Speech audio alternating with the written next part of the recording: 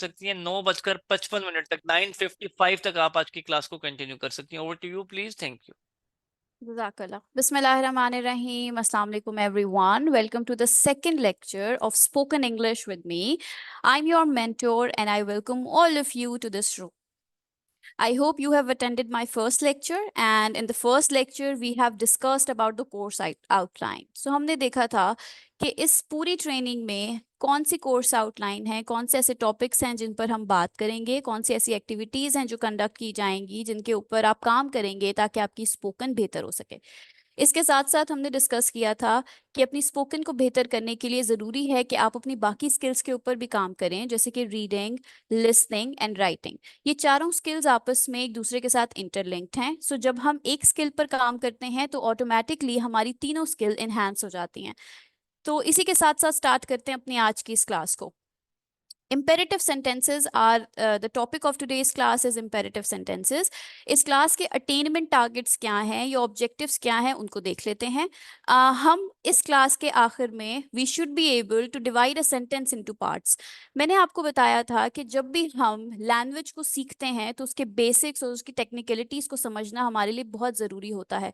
उन टेक्निकलिटीज़ को समझते हुए जब हम लैंग्वेज की प्रैक्टिस करते हैं सोशल इन्वायरमेंट में, वर्क प्लेसेस पर, अपने घर पर, अपनी रूटीन में, जब हम हैबिचुअल हो जाते हैं उसी स्ट्रक्चर वाइज लैंग्वेज को बोलने में, तो हमारी लैंग्वेज, हमारी वोकैबुलरी, हमारी प्रोनाउंसिएशन, हमारी स्पीच, हर चीज़ खुद ब खुद बेहतर होती जाती है। ठीक है, सो उसी कॉन्सेप्ट को आगे लेते हुए हम आज एक और बेसिक टॉपिक को कवर करने वाले हैं।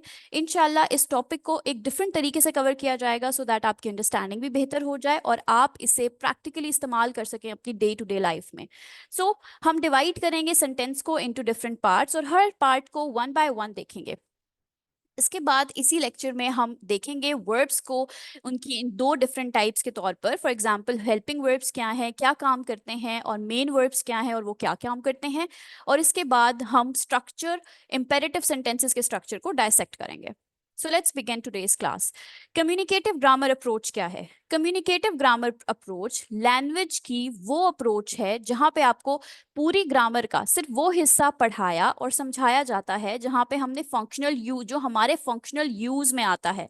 फॉर एग्जाम्पल जब हम बाहर निकलते हैं तो हम कौन सी ग्रामर का वो कौन सा पार्ट है, वो कौन सा पार्ट ऑफ स्पीच है जो हम यूज करते हैं अपनी डेली टू डेली लाइफ में, हम उस पर फोकस करते हैं। उसकी इन्हेंसमेंट के लिए यानी उसको प्रॉपर तरीके से यूज करने के लिए एक्टिविटीज कराई जाती हैं स्टूडेंट से ताकि वो उसको प्रैक्टिस करें as much as they can, उसको अपनी डेली रूटीन में इनकॉर्पोरेट करें, इंक्लूड करें, और रियल लाइफ सिनेरियोज के थ्रू या रियल लाइफ सिनेरियोज के थ्रू जो प्रैक्टिकली उनके इर्द गिर्द हो रहा है उसके मुताबिक कम्युनिकेशन में उन स्ट्रक्चर्स को इस्तेमाल करें। Simply speaking, communicative grammar approach में हम ग्रामर का सिर्फ वही पोर्शन समझते हैं और उसी की ही प्रैक्टिस करते हैं जिसकी जिसकी हमें ज़रूरत होती है सोशल इन्वायरमेंट में यूज लैंग्वेज को यूज करते टाइम। सो इन चीज़ों को जब हम पढ़ते हैं, स्ट्रक्चर वाइज पढ़ते हैं, टेक्निक्स वाइज पढ़ते हैं, और इनके इस्तेमाल को आसान बनाने के लिए हम क्लास में उन एक्टिविटीज़ को इनकरेज करते हैं जो कि रियल लाइफ सिनेरियोज पर फोकस करती हों, जिसमें ज़्यादा से ज़्यादा प्रैक्टिस हो, जिसमें ज़्यादा से ज़्यादा गेम्स हों, एक्टिविटीज़ हों, एप्लीकेशंस वगैरह इन्वॉल्व हों। ठीक है, सो यही वो ग्रामर अप्रोच है, यही वो कम्युनिकेटिव ग्रामर अप्रोच है जो आपकी इस ट्रेनिंग में यूज की जाएगी ताकि आपको एक फ्लुएंट स्पीकर बनाया जा सके। What are sentences? सबसे पहले देखते हैं कि sentences क्या होते हैं। हमने देखा था कि हम अल्फाबेट्स को दो कैटेगरीज में डिवाइड करते हैं। हमारे पास वाउल्स हैं और कॉन्सोनेंट्स हैं। वाउल्स और कॉन्सोनेंट्स मिलकर वाउल्स और कॉन्सोनेंट्स मिलकर हमारी स्पीच को, हमारी प्रोनाउंसिएशन को बनाते हैं। इनको इस्तेमाल करने का, इनको प्रोनाउंस करने का एक डिफरेंट वे है। मेथड और टेक्निक आपके साथ यूज कर दिया, आपको समझाया गया था प्रीवियस लेक्चर में कि हम अपने मुंह का जब हम आवाज निकाल रहे होते हैं, जब हम स्पीच कर रहे होते हैं, जब हम स्पीक कर रहे होते हैं, जब हम बात कर रहे होते हैं, तो जब भी हमारे वर्ड्स में वाउल्स आते हैं तो हम कौन कौन से अपने माउथ के एलिमेंट्स को यूज करते हैं, और इसी तरीके से जब हम कॉन्सोनेंट्स प्रोनाउंस कर रहे होते हैं तो हमारे मुंह के कौन से वो पार्ट्स हैं जो इन्वॉल्व होते हैं। बायलेटरल हमारा हार्ट पैलेट है, हमारा टंग है, हमारा टीथ है, ये इन्वॉल्व होता है जब हम कॉन्सोनेंट्स वर्ड्स प्रोनाउंस कर रहे होते हैं। इसी तरीके से जब हम वाउल्स प्रोनाउंस करते हैं तो जो हमारे वर्ड्स हैं वो एक रश ऑफ एयर के साथ बाहर निकलते हैं हैं उसमें ना हमारी जबान इन्वॉल्व होती है, ना हमारा हार्ट पैलेट इन्वॉल्व होता है, ना ही हमारे लिप्स या टीथ इन्वॉल्व होते हैं। इसी तरीके से जब ये लेटर्स कंबाइन हो जाते हैं तो ये मिलकर वर्ड्स बना देते हैं। ठीक है, ये वर्ड्स जब एक कॉम्बिनेशन क्रिएट करते हैं, एक मीनिंगफुल कॉम्बिनेशन क्रिएट करते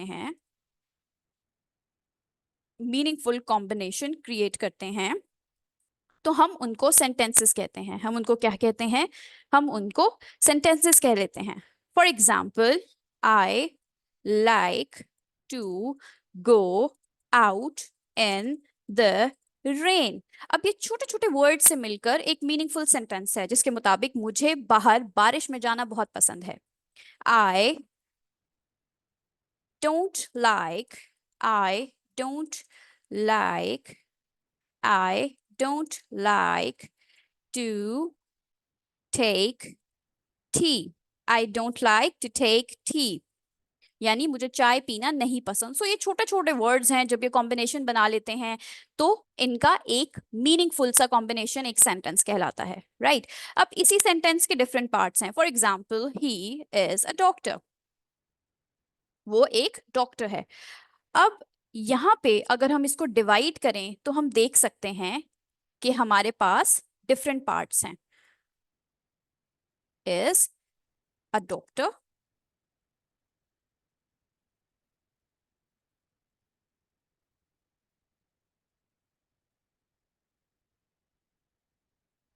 हमारे पास 3 डिफरेंट पार्ट्स हैं इस वक्त इस सेंटेंस के। ठीक है, जहां पे हमारे पास ही एक डिफरेंट पार्ट है, इज एक डिफरेंट पार्ट है, डॉक्टर एक डिफरेंट पार्ट है। ऐसे ही है ना? So he is a doctor. अब यहाँ पे he according to the grammar subject कहा जाता है। According to the grammar he कौन है? सब्जेक्ट है। यहाँ पे इज क्या है? इज हमारा यहाँ पे हेल्पिंग वर्ब है। या चलें, फॉर नाउ हम इसको वर्ब कह देते हैं। ठीक है, ये जो दूसरा पार्ट है हमारा वर्ब है और ये हमारा ऑब्जेक्ट है। सो हमने ये देखा कि combination, meaningful combination of the word क्या कहलाता है? Meaningful combination of the word कहलाता है एक सेंटेंस। एक सेंटेंस में कितने पार्ट्स होते हैं? एक सेंटेंस में 3 पार्ट्स होते हैं। There are 3 parts in a sentence. There are 3 parts in a sentence, named as subject, verb, and an object. What is a subject? अब सब्जेक्ट क्या है? सब्जेक्ट बेसिकली वो शख्स है जिसके बारे में बात की जा रही है। ठीक है, यहाँ पर ही की जगह मैं अली, असलम, जैन, ये कोई भी वर्ड भी कोई भी नेम यूज कर सकती हूँ। ठीक है, सो सेंटेंस में सब्जेक्ट डिनोट करता है उस शख्स को, उस पार्ट को जिसके बारे में बात की जा रही है। ये सब्जेक्ट सिंगुलर भी हो सकता है। ठीक है, सिंगुलर भी हो सकता है। यही सब्जेक्ट प्लूरल भी हो सकता है। ठीक है, आई नो बड़ा ही बेसिक कॉन्सेप्ट है, हम लोगों ने बहुत दफा पढ़ा हुआ है, सीखा हुआ है, but it's good to revise things ना, क्योंकि आगे आने वाली चीजें सब इन्हीं टेक्निक्स और इन्हीं सब चीजों से लिंक्ड हैं। सो कोई मसला नहीं, हम रिवाइज कर लेते हैं। सो सिंगुलर में हमारे पास आई, यू, ही, शी, इट और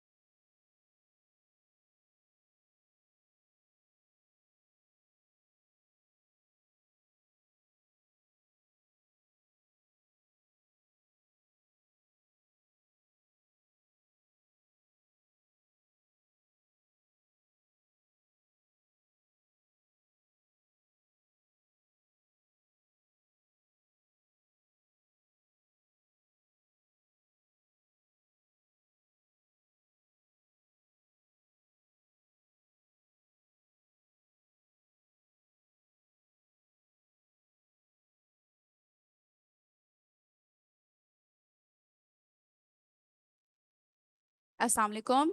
Welcome back, everyone. I think my network broke down. Apologies. Am I audible? क्या मेरी screen visible है?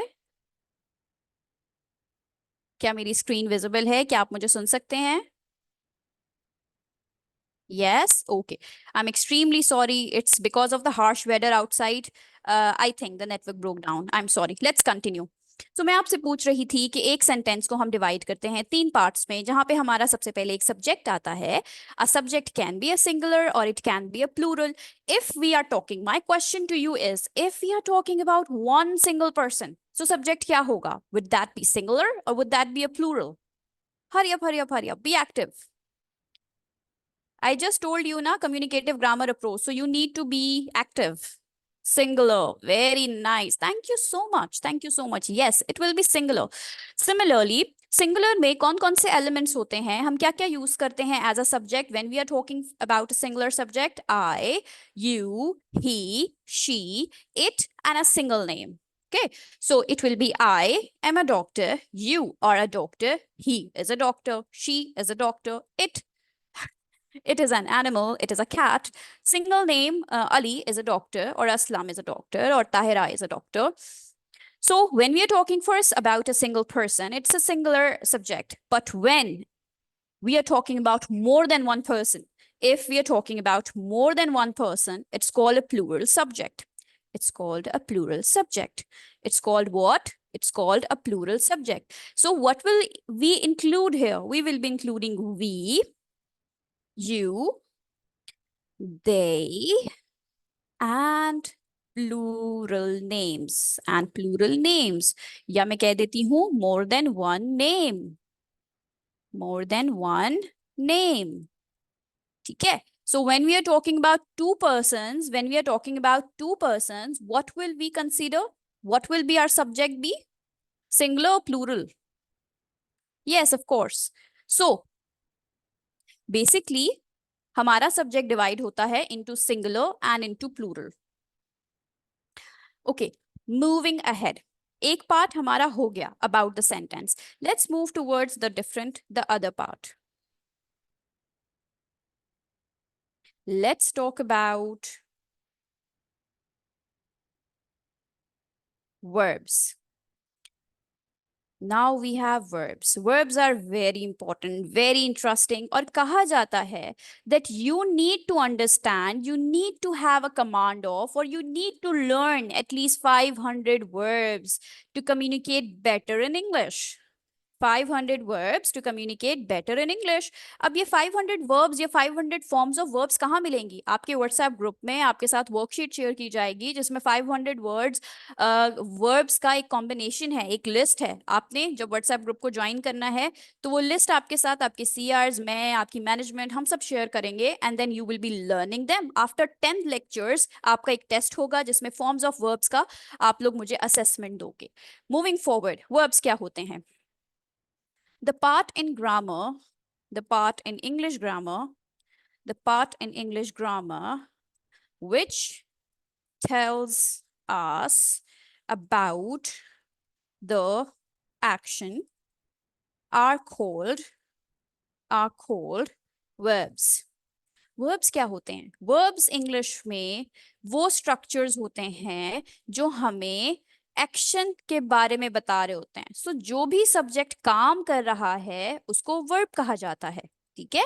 फॉर एग्जाम्पल, सब्जेक्ट सो रहा है, सब्जेक्ट खा रहा है, सब्जेक्ट पी रहा है, सब्जेक्ट दौड़ रहा है. जो भी काम वो कर रहा है वो हमारा वर्ब कहलाता है, वो हमारा वर्ब कहलाता है. कैटेगोरिकली हम वर्ब्स को डिवाइड करते हैं टू कैटेगरीज में. टू कैटेगरीज में, टू कैटेगरीज में. पहले आते हैं हमारे पास हेल्पिंग वर्ब्स. हेल्पिंग वर्ब्स जो कि वर्ब्स की मदद कर रहे होते हैं. They are basically the assistants of verbs. And then we have the main verb, the boss of them. So what do the helping verbs do and what does the main verb does?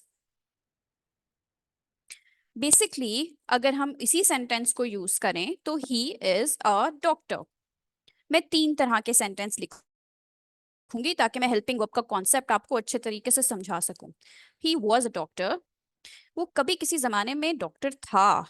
He will be a doctor, he will be a doctor, कुछ सालों के बाद वो एक doctor बन जाएगा।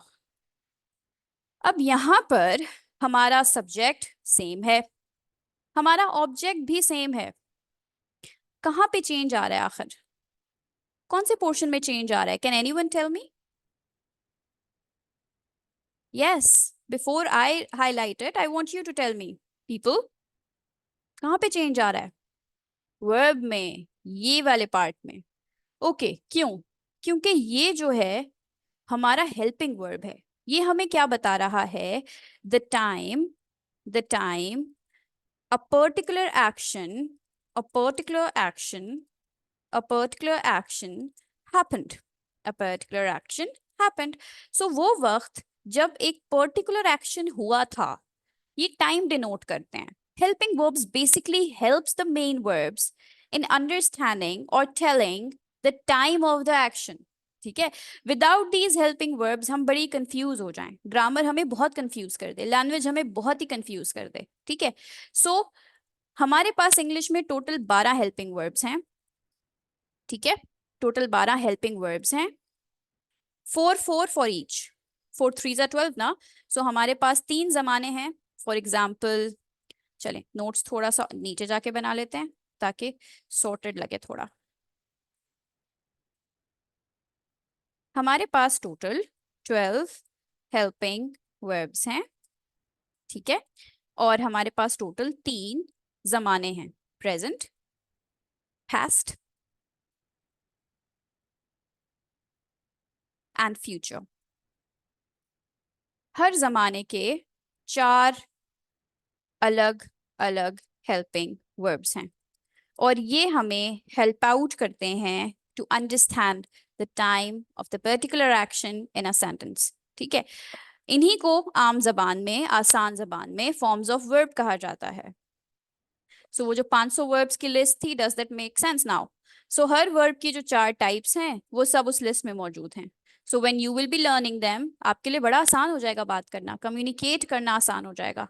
ठीक है, डोंट वरी, ये सब चीजें भी हम लोग with activities and with games सीखेंगे। ओके, अब बारी आती है मेन वर्ब्स की। आई रियली लाइक देम क्योंकि इनको ज्यादा एक्सप्लेन करने की जरूरत नहीं पड़ती। Main verbs are the boss verbs. ये हमें मेन एक्शन डिनोट करते हैं। What do? They denote the main action, they denote the main action. Action words होते हैं ये बेसिकली। ये क्या होते हैं? ये होते हैं हमारे एक्शन वर्ड्स। ठीक है, for example drink, take, sleep and write. Getting the point? बातें समझ आ रही हैं people? Yes yes yes yes yes, very good very good. हमारी 6th क्लास अबाउट टेंस है, राइट? सो उसमें हम इन तमाम चीजों को विद डिटेल डिस्कस करेंगे, डोंट वरी। अब बारी आती है ऑब्जेक्ट्स की। अब बारी आएगी हमारे ऑब्जेक्ट्स की। What are objects? ऑब्जेक्ट्स क्या होते हैं? जिनके ऊपर काम किया जाता है। ठीक है, ऑब्जेक्ट्स क्या होते हैं? वो जो हमारा last part of the sentence जो हमें बताता है, last part of the sentence where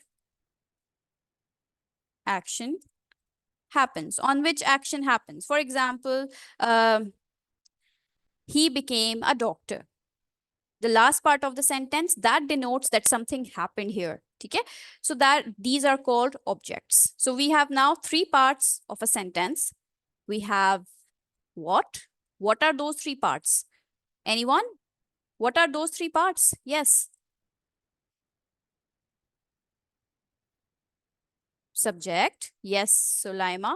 Verb and an object. Very good. Interesting. Wonderful. Moving on towards the first type of the sentence, which we are going to discuss now. Imperative sentences. Imperative sentences. Before that, I want anyone in the group chat to write down a sentence for me जिसमें subject, verb और object होना चाहिए। Hurry up, ताकि मुझे पता चले previous concept is done. एक sentence लिखिए where there should be a subject, verb and an object. Hurry up, hurry up, hurry up. Verb again बता दूं, वर्ब वो पार्ट होता है जहां पे एक्शन दिखाया जा रहा होता है. Salman is running in the park for example. Running एक एक्शन है. She is sleeping on the couch. Sleeping एक एक्शन है. ऑन द काउच ऑब्जेक्ट है. ठीक है. Very good, very very well done. Imperative sentences क्या होते हैं? Imperative sentences are the type of sentences. Let me increase the font size. हो सकता है मेरे साथ कोई मोबाइल से कनेक्टेड हो और उसको नजर ना आ रहा हो. So for your ease, I am increasing the font size. So imperative sentences are the type of sentences in grammar which shows command, order, advise, or suggestion. Or let me write it more politely, request. ठीक है. So क्या करते हैं? Sentences, imperative sentences वो sentences होते हैं जो हमें ऑर्डर, कमांड, एडवाइस या रिक्वेस्ट दिखाते हैं सेंटेंसेस में. और ये वो सेंटेंसेस हैं जो हमारी डेली टू डेली लाइफ में हम बहुत ज्यादा इस्तेमाल कर रहे होते हैं. इंपेरेटिव सेंटेंसेस को हम बहुत ज्यादा इस्तेमाल करते हैं अपनी डे टू डे लाइफ में. ऐसे ही है. So imperative sentences are the type of sentences which shows order, command, advice or request. सबसे पहले इनका स्ट्रक्चर देख लेते हैं. What is the structure of imperative sentences? Let's have a look at it. बहुत सारी प्रैक्टिस क्वेश्चंस आएंगे. Be attentive everyone. So हम मेन वर्ब के साथ क्या करते हैं? मेन वर्ब के साथ अटैच कर दें अगर ऑब्जेक्ट को, तो हमारा imperative सेंटेंस बन जाता है. Let me give you an example. Get up. उठ जाओ. एक ऑर्डर है, एक कमांड है. अच्छा, let me simplify it more for you. ये वाला स्ट्रक्चर जब हम ऑर्डर दे रहे होंगे तब हम इस्तेमाल करेंगे. ठीक है. सो जब मैं बात करते वक्त किसी को ऑर्डर देना चाहूंगी तो मैं वर्ब के साथ ऑब्जेक्ट अटैच कर दूंगी. For example, get up. Get up. नहा लीजिए. Take bath. Take bath. चाय ले लीजिए. Take tea. Take tea. Order दे रही हूँ, कमांड दे रही हूँ. Eat food. Eat food. तो मैंने क्या किया? मैंने अपने मेन वर्ब के साथ ऑब्जेक्ट को अटैच कर दिया. क्योंकि मैं कमांड दे रही हूं तो मेरा स्ट्रक्चर क्या होगा? पहले वर्ब आएगा, उसके बाद ऑब्जेक्ट आएगा. पहले वर्ब आएगा, उसके बाद ऑब्जेक्ट आएगा. Getting the point everyone? Attentive है सब? Yes. Imperative sentences are the type of sentences which gives us command, advice, request, or any sort of order. ठीक है. So this is called the structure of imperative sentences. इतनी सी बात है. Let's come to the practice session now. Practice session now. I'm going to give you example और आपने क्या करना है? आपने उन examples को लिखना है और मेरे साथ उनका आंसर देना है, उसका imperative sentence बनाना है. क्या करना है? मेन वर्ब को अटैच कर देना है ऑब्जेक्ट के साथ और कुछ नहीं करना. तो मैं यहाँ पे रोमन उर्दू में लिख रही हूँ. आपने सिर्फ और सिर्फ उसको इंग्लिश में ट्रांसलेट करना है अपने चैट बॉक्स में. क्लियर है सब? ठीक है. आहिस्ता बोलिए. आहिस्ता बोलें. आहिस्ता बोलें. ठीक है. वर्ब के साथ ऑब्जेक्ट अटैच करें. सिंपल इंग्लिश है, कोई कॉम्प्लेक्स वर्ड नहीं दे रही, कोई कॉम्प्लेक्स सेंटेंस नहीं बोल रही. अच्छा सोचें. अच्छा सोचें. अच्छा सोचें. खड़े हो जाएं. खड़े हो जाएं. इंग्लिश में लिखिए. इंग्लिश में लिखिए. इंग्लिश में लिखें. इंग्लिश में लिखें. 1 2 3 4 5. One more. मेरे साथ आइए. मेरे साथ आए. Hurry up. इंपेरेटिव सेंटेंस का स्ट्रक्चर क्या होगा यहाँ पे? हरी up, hurry up, hurry up. Main verb के साथ ऑब्जेक्ट अटैच करना है. मेन वर्ब के साथ object attach. Think positive. Very good. Stand up. Speak slow. Very nice, very nice. Easy words हैं ये सारे. वर्ड्स तो सबको आते हैं. Very good. मैंने कोई इंग्लिश का difficult word, complex word use नहीं किया. Just because I want you people to be engaged with me. ठीक है. Very nice. Well done. Bravo. Good job. अब हम क्या करने वाले हैं, वी आर मूविंग फॉरवर्ड।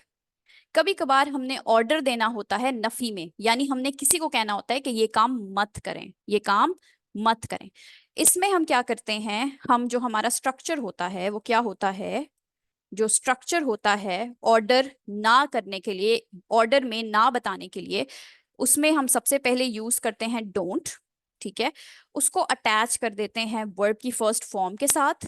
ठीक है, उसको अटैच कर देते हैं ऑब्जेक्ट के साथ। सो पहले बोलते हैं डोंट, फिर वर्ब, और फिर आ जाता है ऑब्जेक्ट। ठीक है, एग्जाम्पल दे के समझाती हूँ। मत बोलें, don't talk please, don't talk, don't talk, don't talk. मुझे परेशान मत करें, don't bother me, don't bother me, don't bother me. मेरा पीछा मत करें, don't follow me, don't follow me. Verb का फर्स्ट फॉर्म यूज करना है, वर्ब का फर्स्ट फॉर्म यूज करना है ऑब्जेक्ट के साथ। ठीक है, क्लियर है स्ट्रक्चर क्या है। अगर हमने कमांड देनी है, अगर हमने कमांड देनी है इंपेरेटिव सेंटेंसेस में, नहीं के साथ किसी को बोलना है कि ये काम मत करें, तो वर्ब से पहले डोंट आएगा, डोंट आएगा, फिर वर्ब आएगा, फिर ऑब्जेक्ट आएगा। ठीक है, यहां चलें, इसको मैं डोंट टॉक टू मी कर देती हूँ, डोंट टॉक टू मी। ठीक है, ओके, क्लियर है सब। प्रैक्टिस सेशन स्टार्ट करते हैं, प्रैक्टिस सेशन स्टार्ट करते हैं। प्रैक्टिस सेशन में हम आएंगे कुछ क्वेश्चंस के साथ, and you people will practise this structure. हंसिए मत, हंसें, हंसें मत। झूठ मत बोलो, झूठ मत बोलो। डरें मत, डरें मत। Very quickly everyone, very quickly. मजाक मत उड़ाएं, मजाक मत उड़ाएं, मजाक मत उड़ाएं। Hurry up everyone. बहाने मत बनाएं, बहाने मत बनाएं। चलें, 1 2 3 4 5, हमारे पास 5 सेंटेंसेस हैं। Everyone be attentive, be quick.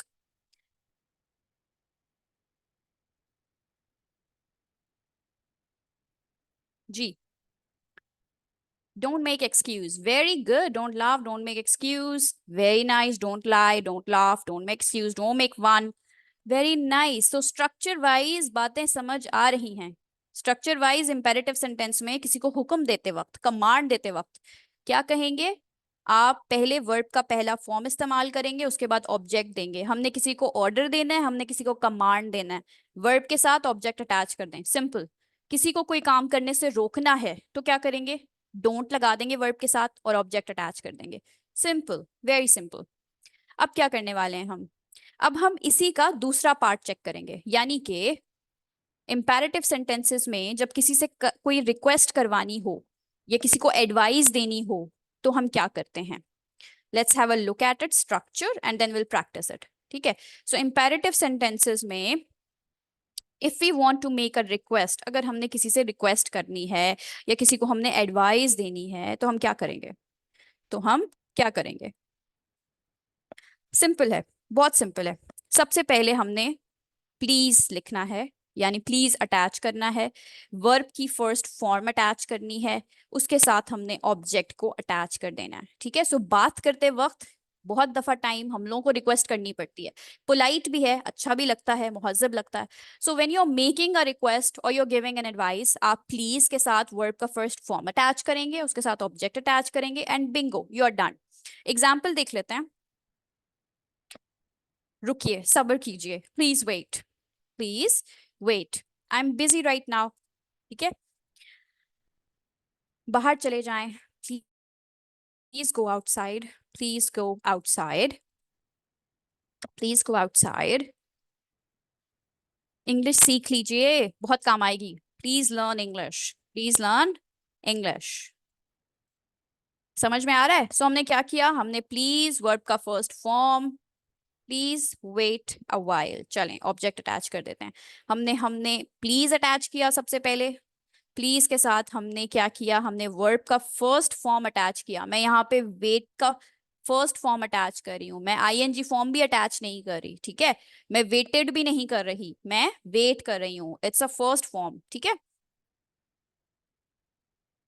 Please wait a while.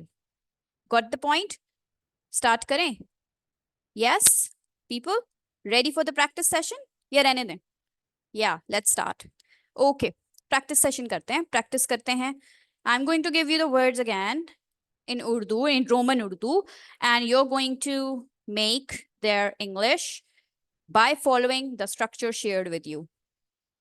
Let's begin. बैठ जाइए, बैठ जाएं, मेरी मदद कीजिए, मेरी मदद कीजिए,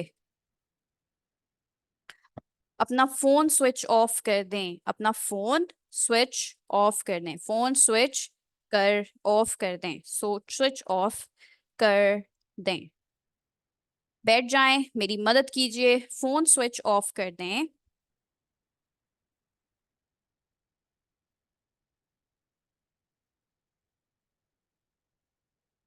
जाने दें, ओके, मुझे जाने दें, मुझे जाने दें,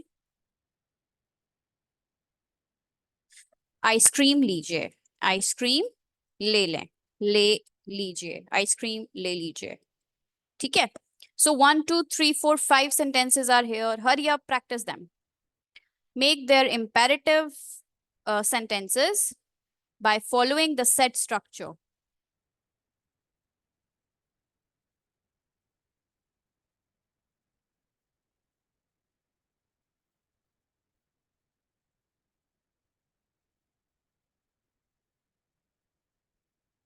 Please take ice cream. Very good. Please sit down. Madam, you have 2 Please. minutes more. Yes, sir. It's 51 right now. Okay. Yes, everyone. Please help me. Please sit down. Very good. Very good. Well done. Well done. Bravo. So structure समझ में आ गया. Let's move towards the last part. हमने जब भी अपने आप को work place में इंट्रोड्यूस करना होता है तो देयर आर सर्टेन पॉइंट्स जिनको हम डिस्कस करते हैं, ठीक है। तो वो पॉइंट्स क्या हैं वो मैं आपके सामने शेयर कर रही हूँ। आने वाली ट्रेनिंग में हम इसके ऊपर बार बार बात करते आएंगे, but you must have an idea कि वो कौन कौन से पॉइंट्स हैं जो आपके जहन में होने चाहिए जब आपने खुद को इंट्रोड्यूस कराना है। तो सबसे पहले वर्क प्लेस में जब भी आप जाते हैं तो आप ग्रीटिंग्स देते हैं, हाय एंड हेलो कह के, हाय और हेलो कह के, good evening, good morning, what part of the day it is, उसके मुताबिक आप लोग उसको ग्रीट करते हैं। उसके बाद आप उनको थैंक यू करते हैं for the opportunity, for the opportunity they have given to you to meet them in the office, ठीक है। सो सबसे पहले हाय हेलो करनी है, good morning, good evening, what part of the day it is, आपने उसको use करना है। Then you have to thank them for the opportunity they have given you. उसके बाद आप अपना नाम बताते हैं, वो नाम जो आपके डॉक्यूमेंटेशंस पे मौजूद है, आपके आईडी कार्ड पे या बे फॉर्म पे मौजूद है।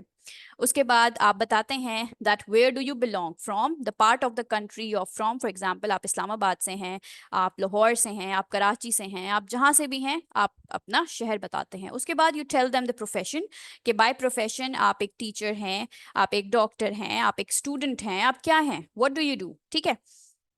Then you tell them about the qualification you have. You're a graduate, either you are a PhD, doctorate, or what are you? So you tell your qualification. Then you tell them their skills, the skills and expertise. यानी आपकी skills और expertise क्या हैं? Can you write well? Can you write down? Can you make the documentations in a proper way? कि आप coding बहुत अच्छी कर लेते हैं, कि आप graphic designing बहुत अच्छी कर लेते हैं? You tell them the expertise.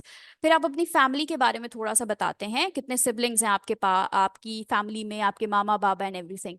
फिर आप अपनी हॉबी बताते हैं। नाउ यहाँ पे थोड़ा सा स्मार्ट रहना है, nobody is interesting in knowing कि आपको म्यूजिक सुनना पसंद है।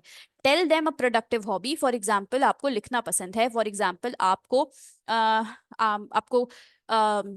चेस खेलना अच्छा लगता है, बिकॉज जो जो लोग चेस खेलते हैं दे आर वेरी स्मार्ट।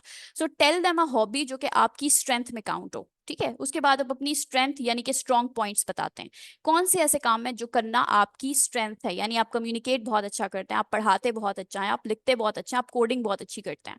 उसके बाद अगले 5 सालों में या 10 सालों में आपका क्या गोल है, ठीक है, यानी आप क्या बनना चाहते हैं आप वो बताते हैं, और अपनी वीकनेसेस को भी स्मार्टली बताते हैं. For example, I believe my weakness is that I am quite punctual and I am very disciplined, and because of this weakness मेरे बहुत ज्यादा दोस्त नहीं है. ठीक है, सो वीकनेस में भी बड़ा स्मार्ट रहना है, अपने आप को कहीं पे भी कमजोर शो नहीं कराना. ठीक है, सो अपने आप को वर्क प्लेस में आपने एक डायनेमिक, एक प्रोफेशनल इंसान के तौर पर जाहिर करना है. These are few of the points जो मैंने सोचा आपके साथ डिस्कस कर लूं before telling you the assignment.